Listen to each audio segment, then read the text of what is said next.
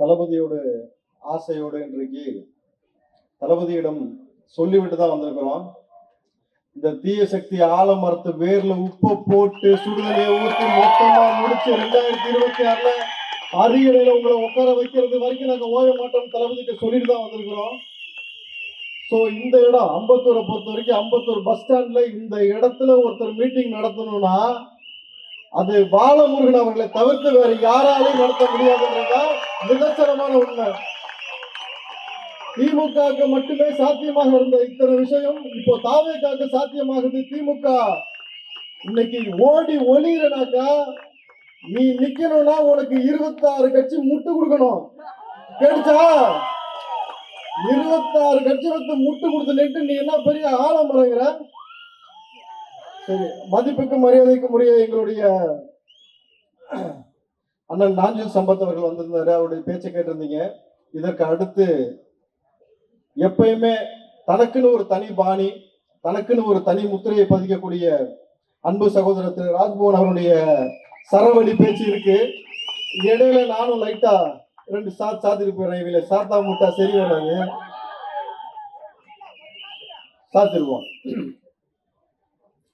இன்றைக்கு மிக முக்கியமான நிகழ்வு என்னன்னாக்கா, ரொம்ப சென்சிட்டிவாகவும் சென்சேஷனாகவும் இருக்கு.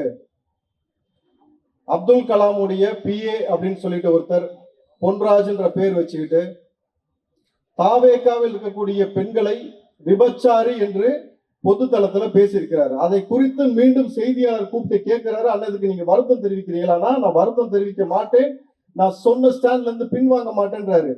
இதற்கு முன்னாடி நீ இப்படி பேசணும், ஏன்னா நீ அப்துல் கலாம் என்ற ஒரு நல்லவரோட இருந்தா இந்த மாதிரி நீ நல்லா இருந்த. இன்னைக்கு பொறுக்கி பையோட சேர்ந்து இருக்கிற பொறுக்கித்தனமா பேசிட்டு உட்காந்துருக்கிறேன்.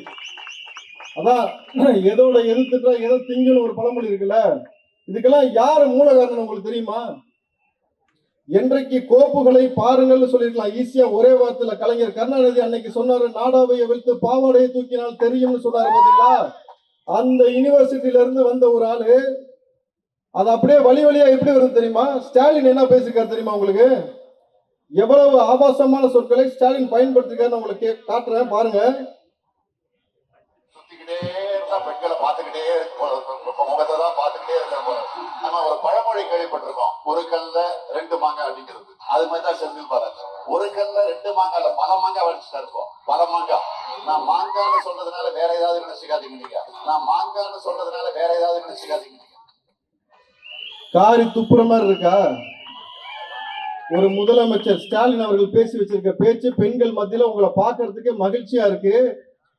நான் மாங்கான்னு பேசுறேன், நீங்க வேற ஏதாவது நினைச்சுக்கிறீங்கனாக்கா இந்த 3rd கிரேட் இப்படி ஒரு பேச்சை யாரு பேசுவா சொல்லுங்க? இவ்வளவு கேவலமாக, இவ்வளவு அசிங்கமாக, ஆபாசமாக பேசுறாருன்னா இன்னைக்கு 2 பேருக்கு தான் போட்டியே, ஸ்டாலினுக்கும் சிவாஜி கிருஷ்ணமூர்த்திக்கும் தான். இன்னைக்கு 2 பேருக்கு போட்டினா அது ஸ்டாலினுக்கும் சிவாஜி கிருஷ்ணமூர்த்தி தான். அந்த கூடாரத்துல இந்த ஷேர் ஆட்டோல ஏறுற மாதிரி எல்லா பேரும் ஏறினாங்க. இப்ப பொன்ராஜ் அங்க போய் உட்கார்ந்து குத்த வச்சுக்கிட்டு பேசுற பேச்சு இருக்கு பாருங்க. இன்றைக்கு அவர் மீது தளபதி விஜய் அவர்கள் காவல் நிலையத்தில் புகார் அளித்திருக்கிறார். நேரடியாக தளபதி களத்தில் இறங்கி இருக்கிறாரு. இத்தனை நாள் ஆலமரம் ஆடிட்டு இருந்ததுல யோசிச்சு பாரு. 26 கட்சி திமுக, 10 கட்சி அதிமுக, 1 கட்சி ஆமகுஞ்சு, மொத்தம் 37 கட்சி சேர்ந்து 37 கட்சி சேர்ந்து ஒத்த ஆளை எதிர்க்கிறேன்னா என் தலைவன் என்ன மாதிரி ஆள் பார்த்தல? நீ மோடி அனுப்பு, டாடி அனுப்பு, அர்த்தம் புரிஞ்சா? அவர் மோடி, இவர் டாடி. இங்க உட்கார்ந்து சொல்றாரு எல்லாத்துக்கும் அப்பன்னு சொல்லிட்டு ஸ்டாலின். யாரு வந்தாலும் சரி என் மக்களோட மட்டும்தான் நான் நிற்பேன், நான் திருட்டு போய் சேர மாட்டேன்னு ரொம்ப தெளிவா இருக்காருல்ல. 2 வயசு குழந்தை, 2 வயசு குழந்தைக்கு பாலியல் அத்துமீறல் செஞ்சு அந்த குழந்தையை கொண்டுட்டான் திமுக காரன். இதை குறித்து திமுக கூட்டணியில் இருக்கக்கூடிய கட்சி காங்கிரஸ், கம்யூனிஸ்ட், மார்க்சிஸ்ட், விடுதலை சிறுத்தை, தமுமுக, இந்தியன் முஸ்லிம், திக, வைகோ, இப்ப வேல்முருகன் வெளியே வந்துட்டார். வேல்முருகன் அப்புறம் நான் தான் கூவத்தூர் ஒரு ஊரை அறிமுகப்படுத்தேன்னு சொன்ன கருணாஸ் உட்பட ஒரு பய பேசல. 2 வயசு குழந்தைக்காக பேசாத நீ புடுங்கிறதுக்கு அரசியலுக்கு வந்திருக்கிற. எதுக்கு வந்திருக்கிற? என் மக்களுக்கு, என் குழந்தைக்கு, என் பெண்களுக்கு இவ்வளவு பெரிய அநீதி நடக்கும் பொழுது அதை பத்தி நான் பேச மாட்டேன், நான் 2 சீட்டுக்கு 3 சீட்டுக்கு பிச்சை எடுத்து நீ என்ன சொன்னாலும் கும்பரேசமானு போட்டு உட்கார்ந்துருப்பேன்னு சொன்னாக்கா இதுக்கு நீ எதுக்கு அரசியலுக்கு வரணும்? கிட்டத்தட்ட எந்த அளவுக்கு நம்ம தமிழ்நாட்டை மாத்தி வச்சிருக்காங்க பாருங்க. நான் ஒரு மேட்ரு ஒன்று காட்டுறேன் பாருங்க. நம்மால் பேசி வச்சிருக்கிறாரு, கேளுங்க. ஸ்டாலின் சொல்ற வார்த்தையை நல்லா கூர்ந்து கவனிங்க. கடந்த 5 ஆண்டுகள் செய்திருக்கக்கூடிய சாதனைகளை விட அடுத்த 5 ஆண்டுகள் இன்னும் தமிழ்நாட்டுக்கு அதிக சாதனைகளை செய்வார் எங்க தலைவர் தைரியமா சொல்றீங்க மக்களிடத்துல. முழுகாதப்பா புரட்டிடுவாங்க, நீ சொல்லிட்டு போயிருவ, நான் தானே மாட்டுவேன்றதான் யதார்த்தமான உண்மை. அதாவது மக்களை நீ என்ன நினைச்சிட்டு இருக்கன்னு எனக்கு புரியல. திமுக இது வரைக்கும் நீ வந்து எங்க போனாலும் சோத்துக்கு செத்தவன் மாதிரி பிரியாணியை வச்சு அவங்கள போட்டு கூட்டு போய் மாநாட்டில் நிப்பாட்டி ஒரு பக்கம் ஸ்டாலின் பேசிட்டு இருக்காரு. நீ ஓ சேவரத்துக்கு நீ பேசு, நான் ஏ சேவரத்துக்கு நான் பேசுன்னு ஒயின் ஷாப்புல வைக்கிற மாதிரி பாட்டில வச்சுட்டு ஆடிக்கிட்டு பாடிக்கிட்டு பேசிட்டு இருந்த இந்த செய்தி நீங்க பார்த்திருப்பீங்க.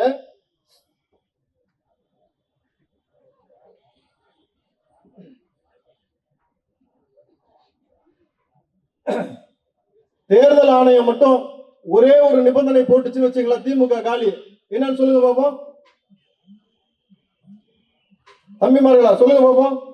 தேர்தல் ஆணையம் மட்டும் ஒரே ஒரு கண்டிஷன் போச்சுன்னா திமுக காலி. என்ன சொல்லுங்க, பிரியாணி கொடுக்க கூடாது அப்படின்னு ஒரு கட்டுப்பாடை மட்டும் தேர்தல் ஆணையம் போட்டுச்சுன்னா திமுக செத்த அதோட சோத்துக்கு செத்த பேல வச்சிருந்து அவனை கூட்டு போய் ஒவ்வொரு இடத்துலயும் சோறை போட்டு பேச வச்சு தொடர்ச்சியாக என் மக்களை எந்த அளவுக்கு வஞ்சிக்கிறாங்க. இன்னைக்கு சேகர் பாபு பேசியிருக்கிறாரு, தமிழ்நாட்டுல பெண்கள் எல்லா நகையும் அணிந்து கொண்டு நடுராத்திரி 12 மணிக்கு கூட சுதந்திரமாக போக முடியும் அப்படின்னாக்கா அது தமிழ்நாட்டில் தான் சாத்தியம் அப்படின்னு சேகர் பாபு பேசியிருக்கிறாரு. நான் ஒத்துக்கிறேன், பெண்கள் வந்து 12 மணிக்கு நகையை போட்டுட்டு சுதந்திரமா பாதுகாப்பா போகணும்னாக்கா தமிழ்நாட்டில் சாத்தியம். ஆனா அங்க திமுக காரன் இருக்கக்கூடாது. திமுக காரன் இல்லைன்னா நிம்மதியா சந்தோஷமா அவங்க போக முடியும்.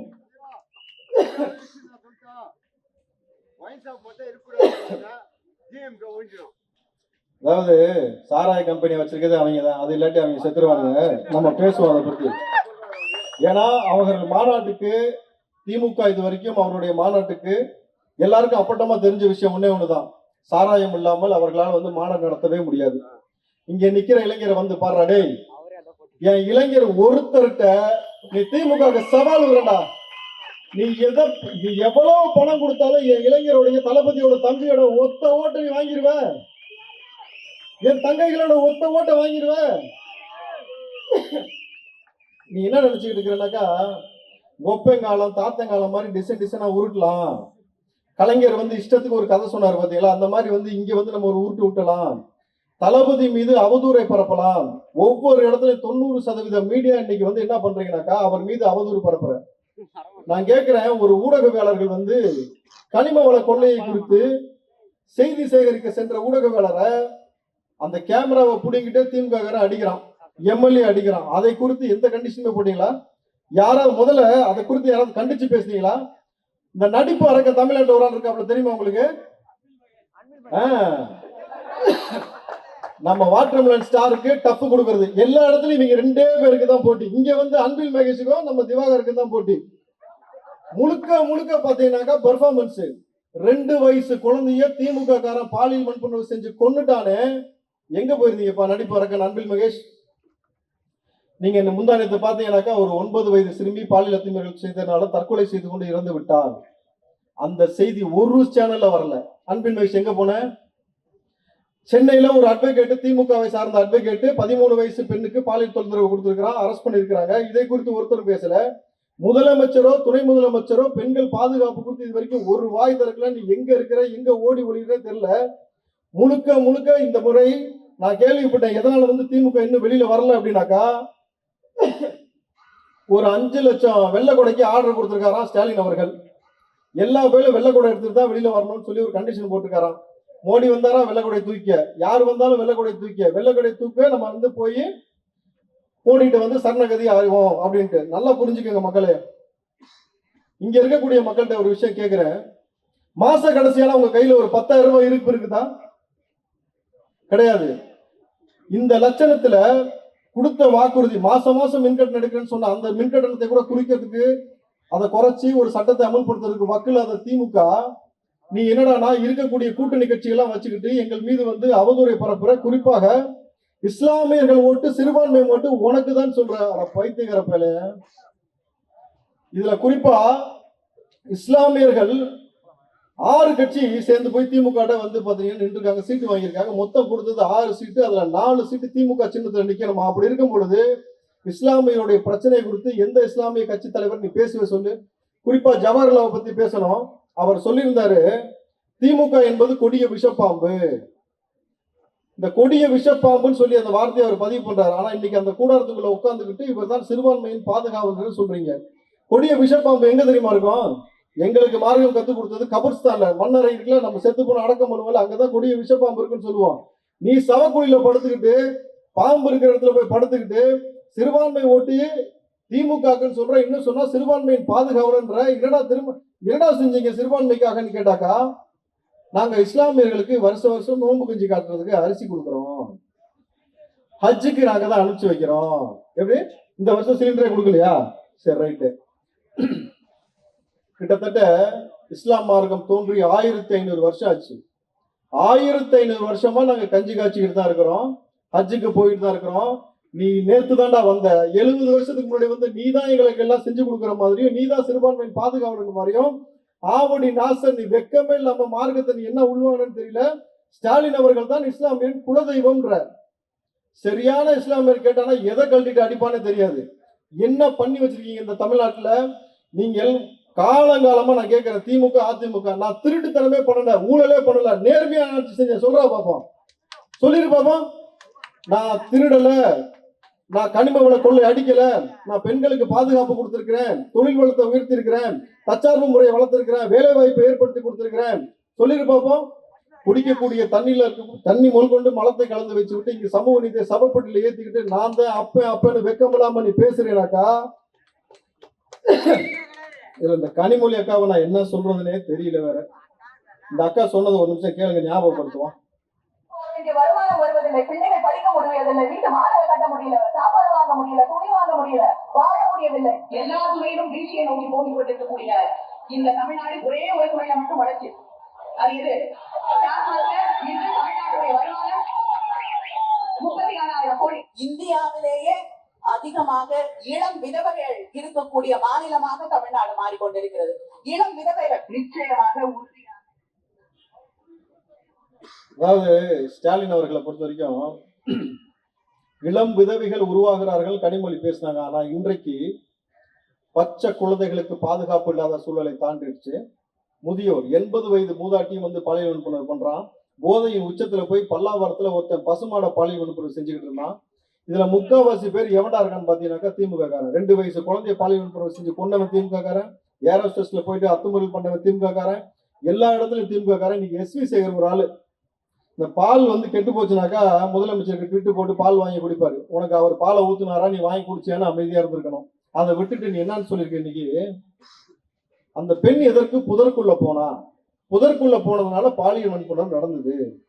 டேய், நீ 70 வருஷமா புடுங்குனன்றீங்களே, 70 வருஷமா தமிழ்நாட்டுல ஒரு கழிப்பறை கூட கட்ட முடியாத சூழல்ல தான் இந்த மக்களை வறுமையில வச்சிருக்கடா மானங்கட்ட பேல. அவர்கள் அவ்வளவு வறுமையில வச்சிருக்கிற இயற்கை உபாதை கழிப்பதற்காக அந்த குழந்தை போயிருக்கு. அந்த குழந்தை போன இடத்துல பாலியல் வன்புணர்வு செஞ்சு கொண்டுட்டாங்க. நீ வெக்கம் இல்லாம புதருக்கு ஏன் போனன்னு கேக்குறல? திமுக முட்டு கொடுக்கலாம், ஆனா நல்லா புரிஞ்சுக்கோ, இப்படி முட்டு கொடுத்து நீ எதை சாதிக்க போறன்னு தெரியல. ஏற்கனவே இப்படிதான் வேல்முருகன் ஒருத்தர் மாணவ பிள்ளைகளுக்கு தளபதி அவர்கள் தங்கமும் வைரமும் கொடுத்ததை ஆபாசமாக கொச்சையான சொல்லி பயன்படுத்தினாரு. இன்னைக்கு திமுக சீட்டே கிடையாது. இன்னைக்கு அதனால எலெக்ஷன்ல நிக்க முடியல. நான் அன்னைக்கே சொன்னேன், நீ விதியோட கூட மோது, தளபதி விஜயோட மோதாத, ஒரு நிலவரம் ரொம்ப மோசமா போறோம்னு சொன்னேன். அதே மாதிரி இன்னொரு ஆளு என்னை பத்தி கேட்டுப்பாரு, யாரு? கருணாஸ்னு ஒரு ஆளு என்னை பத்தி கேட்டுப்பாரு, நான் யாருன்னு தெரியும், சென்னையில போய் கேட்டுப்பாரு என்னை பத்தினாரு.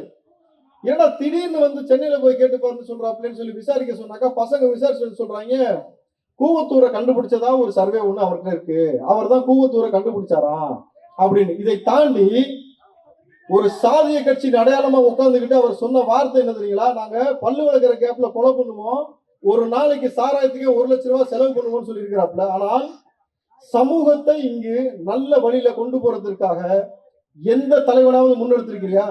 மத்தியில் ஆளக்கூடிய அரசாங்கமும் சரி, மாநிலத்தில் இருக்கக்கூடிய அரசாங்கமும் சரி, தளபதி அவர்களுக்கு நெருக்கடி கொடுத்த பொழுதும் அவரை எப்படியாவது அவரை நம்ம கண்ட்ரோல் எடுத்து நினைச்ச போது கூட என் மக்களுக்காக நான் முடிவு பண்ணி தனியா ஒரு கட்சி, ஒரு கொள்கை, ஒரு கோட்பாடு, இவ்வளவு பெரிய இளைஞர் கூட்டத்தை உருவாக்கி நிக்கிறது உங்ககிட்ட மண்டிடுறதுக்குலடா. என் தங்கைகள், என் தம்பி பிள்ளைகளுக்கு, அடுத்த தலைமுறைக்கு நான் அவர்களை கொண்டு செல்வதற்காக. நல்லா யோசிச்சு பாருங்க, இது வரைக்கும் அரசியல் வரலாற்றுல எந்த தலைவன் இளைஞர்களை அரசியலுக்குள்ள வர சொன்னாரு? தளபதி விஜய் அவர்கள் தான் இது வரைக்கும் சொல்லியிருக்காரு. இளைஞர்களை அரசியலுக்குள்ள வாங்கன்னு சொன்னது மட்டும் இல்ல, சாமானிய விட்டு பிள்ளைகளை இன்னைக்கு எங்க உட்கார வச்சிருக்காரு தெரியுமா?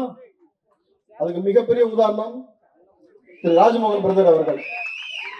அவரை நீங்க ஆரம்ப கட்ட காலத்துல இருந்து பார்த்திருப்பீங்க. இன்னைக்கு அவருடைய உயரம், இன்னைக்கு தளபதி எந்த அளவுக்கு உலகம் முழுக்க தெரிகிறாரோ எல்லா இடத்திலையும் அந்த இடத்தில் இவருடைய முகமும் தெரியும். கூடவே இருக்கிறாரு, எல்லா இடத்திலையும் கூட இருக்கிறாரு. இது வரைக்கும் ஒரு கட்சிக்குள்ள ஒருத்த மேல அந்த நண்டு கதை, தமிழ் நண்டு கதை கண்டுபிடிச்சிருக்கான். நண்டு கதை தெரியுமில்ல, ஒருத்த மேல என்ன காலை பிடிச்சி இழுத்து விடுறத நம்ம தமிழ் கதை கண்டுபிடிச்சாங்க. அந்த ஸ்ட்ராட்டஜியை உடைச்ச ஒரே இயக்கம் எதுனா டிவிக்கு. அதுக்கு மிகப்பெரிய உதாரணம் யாருன்னா நண்பர் ராஜ்மோகன் அவர்கள், சகோதரர் ராஜ்மோகன் அவர்கள். இது வரைக்கும் கட்சிக்குள்ள ஒவ்வொரு நபரும் தன்னை போல மேல வரணும், சக தோழர்கள் ஒவ்வொருத்தரும் தனிப்பட்ட முறையில் அங்கீகாரம் பெறணும் சொல்லி பார்த்து ஓடி எப்படி தன் பிள்ளையை தோல் மீது தூக்கி வைத்து ஒரு தந்தை இங்க பாரு, எனக்கு தெரியாத உயர்த்தி நீ பாருன்னு சொல்லுவாரோ, அதே போல திரு ராஜ்மோகன் அவர்கள் ஒவ்வொரு தோழர்களையும், நான் உட்பட, என்ன உட்பட பல இடங்கள்ல கொண்டு போய் என்னை கூப்பிட்டு போய் நிப்பாட்டி அங்கீகாரம் கொடுத்து, இந்த மனசு தளபதி கூட இருந்தாதான் வரும். ஏன்னா தளபதி அவர்கள் சொன்ன விஷயம், பிறப்புக்கும் எல்லா உயிருக்கும், ஒவ்வொரு சகோதரர்களும் நீங்கள் அரசியலுக்குள்ள பெரிய ஒரு லட்சியத்தை அடையணும்னாக்கா டிவிகேக்குள்ள வாங்க. சாமானிய வீட்டு பிள்ளைகள் இன்னைக்கு தாவேக்காக்குள்ள வந்தது மட்டும்தான் நீங்க மேல போக முடியும். கடைசியா நம்ம சேப்பாக்கம் சேகுவாரா பத்தி பேசி முடிச்சிருவோம். ஸ்டேடியத்துக்குள்ள கொண்டு போக கூடாதான் விசில். ஏடான்னு பார்த்தா ஒத்த விசிலுக்கு ஒட்டுமொத்த பயலும் நடைங்க கிடக்கிறான் திமுக. தோனி அவர்கள் இன்னைக்கு ஸ்டேடியத்துக்குள்ள விசில் போடுன்னு சொன்னாரு. என்ன புடுங்க முடிஞ்சு உனக்கு? நல்லா புரிஞ்சுக்க, நீ இதே மாதிரி பண்ணேனா ஸ்டேடியத்துக்கு உள்ள தலை விசில் போடுவாரு, ஸ்டேடியத்துக்கு வெளியில தளபதி விசில் போடுவாரு. புரிஞ்சவன் புரிஞ்சுக்க. ஒட்டுமொத்த தமிழ்நாட்டை இன்னைக்கு கபலீகரம் செய்து வைத்து என்னுடைய மக்களை வஞ்சித்து நாசம் செய்து, ஒரு தனிப்பட்ட குடும்பம் ஒரு டிக்கெட் எடுக்க துப்பு இல்லாம திருட்டு ரயில்ல இன்னைக்கு பல கோடிக்கு சொத்து சேர்த்து உட்கார்ந்துக்கிட்டு என் மக்களை வதச்சிக்கிட்டு 20 வயசு பையன் உதயநிதியோட மகனுக்கு சொந்தமா டிஃபெண்டர் கார் இருக்கு. ஆனா முதலமைச்சருக்கு காரே கிடையாதான், அபிடவிட்ல இருக்கு. தெரியுமா உங்களுக்கு? நம்புங்க, ஸ்டாலின் பரம ஏழை. அவருடைய பேரை மிகப்பெரிய கோடீஸ்வரன். 20 வயசுல எப்படி உழைச்சு சம்பாரிச்சான்னு தெரியல. ரஜினியும் கமலையும் வச்சு படம் எடுக்கக்கூடிய அளவுக்கு பணம் இருக்கிறது. உழைச்ச காசா? எம்எல்ஏக்கு சம்பளம் எவ்வளவு, எம்பிக்கு எவ்வளவு சம்பளம்? அதை விட ஐடி கம்பெனில 2 லட்சம் ரூபாய் மாசம் வாங்கக்கூடிய ஆட்கள் இருக்காங்க. அவங்கள்ட்ட இத்தனை கோடி சொத்து இருக்கா? இந்த மாதிரி கார் இருக்கா? இந்த மாதிரி ஆணவ பேச்சு இருக்கா? அப்போ ஊழல் மட்டுமே செஞ்சு, திருட்டுத்தனம் மட்டுமே செஞ்சு, தொடர்ச்சியாக சாதியையும் சாராயத்தையும் ஊத்தி நமக்குள்ள ஒரு பிரிவினவாதத்தை ஏற்படுத்தி நம்மளை பிளவுவாத அரசியலுக்குள்ள செலுத்திக்கிட்டு, அவன் திருடணுன்றதுக்காக ஒரு திருட்டு பயலை விட்டு நான் வரவே மாட்டேன், அவன் திருடுறான் எனக்கு பங்கு கொடுக்குறான்னு சொல்லிட்டு இன்னைக்கு கூட்டணின்ற பேர்ல எல்லாரும் போய் நின்றுட்டு இருக்காங்க. நீ என்ன வேணாலும் செய்யி, நல்லா எழுதி வச்சுக்கோ, தளபதி அவர்களை நீ ஒருபோதும் வீழ்த்தவே முடியாது. நீ அவர் மீது என்ன வேணா செஞ்சுக்கடா, பாப்போமா? இங்க பாரு, சேப்பாக்கத்தை விட்டு உன்னை வெளியில போனா உன்னை யாருக்கும் தெரியாது, குளத்தூரை விட்டு வெளியில போனா உங்களை யாருக்கும் தெரியாது. தமிழ்நாடு இல்ல, இந்தியாவில் உலகம் முழுக்க தெரிஞ்ச ஒரே முகம் எங்க தளபதி விஜய் அவர்கள். அவர் நினைச்சாருன்னா அவரால் உன் ஆட்சிய 3 மாசத்துக்கு முன்னாடியே முச்சந்தி கொண்டு வந்திருக்க முடியும். சட்டப்படி எலெக்ஷன்ல சந்திச்சு உங்களை இந்த மக்களை, எளிய வீட்டு பிள்ளைகளை அங்கீகாரத்துல கொண்டு உட்கார வச்சுட்டு ஒரு புதிய சர்க்காரை உருவாக்குறேன்னு சொல்லி சபதம் எடுத்து வந்திருக்கிறாரு. எழுதி வச்சுக்க, நாளை கழிச்சு வராரு குளத்தூருக்கு. ஓப்பன் சேலஞ்சா, நாளை கழிச்சு தளபதி குளத்தூருக்கு வராரு. நீ சிஎம் இருந்தாலும் அந்த ரோட கிராஸ் பண்ணிட்டு பாத்துருவோம், நீ கிராஸ் பண்ணி கோட்டைக்கு போய் பாத்துருவோம். நீ சிஎம் இருந்தாலும் சரி, அன்னைக்கு சிஎம் யார் தெரியுமா? தளபதி விஜய் தான். அவருடைய கண்ட்ரோல்ல தான் இருக்கு மொத்தமா, புரியுதா? உன்னால அந்த 1 இன்ச் நகர முடியாது. இதுதான் தொடக்கம் ராஜா, இதுதான் தொடக்கம். இதுக்கு இடையில இந்த குறுக்க மறுக்க அந்த ஆமை கொஞ்சம் சுத்திட்டு இருக்கிற, அமைதியா ஓரமா போய் உட்காந்துக்க. அதான் உனக்கு நல்லது. ஏன்னா நீ சொன்ன வார்த்தையவே நான் உனக்கு சொல்றேன். சீமான் வந்து முதலமைச்சர் ஆன உடனே சிரிக்க கூடாது யாரும், சரியா? இப்பதான் சொன்னேன் சிரிக்க கூடாதுன்னு. சீமான் முதலமைச்சர் ஆன உடனே அவர் சொல்றாரு, ஆடு மாடு மேய்ப்பதையும் அரசாங்க வேலையாக்குவேன், உங்களுக்கு அரசாங்க ஊதியம் கிடைக்கும். சரி, படிக்காத பாமரன் கூட ஆடு மாடு மேய்ச்சி சம்பாதிக்கிறான்ல, நீ என்ன பண்ற? அக்கல்ல கைய வச்சு மக்களே திரள் நிதி கொடுன்னு கேட்கிற. வெக்கமா இல்ல? பிச்சை எடுத்து பிழைக்கிறதுக்கு வெக்கமா இல்லன்னு கேட்கிறேன். ஐயா எடப்பாடி அவர்கள் அவர் சொல்லியிருக்காரு, இந்த வாட்டி வந்து எல்லாருக்கும் அவர் ஜெயிச்சு வந்தா ஃப்ரிட்ஜ் கொடுக்குறாராம். ஐயா அந்த ரெட்டை இலைய கருக விடாம அந்த ஃப்ரிட்ஜுக்குள்ள வச்சு பாத்துக்கங்க. ஆனா உனா புடிங்கிட்டு போயிடுறாங்க, டெல்லியில புடிங்கிட்டு போயிடுறாங்க. சோ 10 தோல்வி 11வது தோல்வியா மாறப்போகுதா என்னன்னு தெரியல. ஒரே ஒரு விஷயம்தான், நாளை தளபதியோட சம்பவம் தமிழ்நாட்டில் நடக்குது. நாளைக்கு இந்தியா முழுக்க கிடையாது, வேர்ல்டு முழுக்க அதான்டா நியூஸ். நீ இத்தனை நாளா ஒரு அஜெண்டா பேசி செட் பண்ணி அவதூற பரப்பி 90% மீடியா தளபதிக்கு எதிராக பேச வச்சல, 28ஆம் தேதி வந்து அவர் வைக்கிறதாண்டா நியூஸ், அவர் சொல்றதா மெசேஜ். அதை பத்தி அண்டா குண்டா சொம்பு எல்லாம் உட்காந்து பேசிதான் ஆகணும். அதான் உன் தலையெழுத்து. நீ பொன்ராஜாரு தொடப்ப கட்டியாரு எவன வேணா இருந்திருப்போ, இனி தளபதி களத்துல இறங்கிட்டாரு.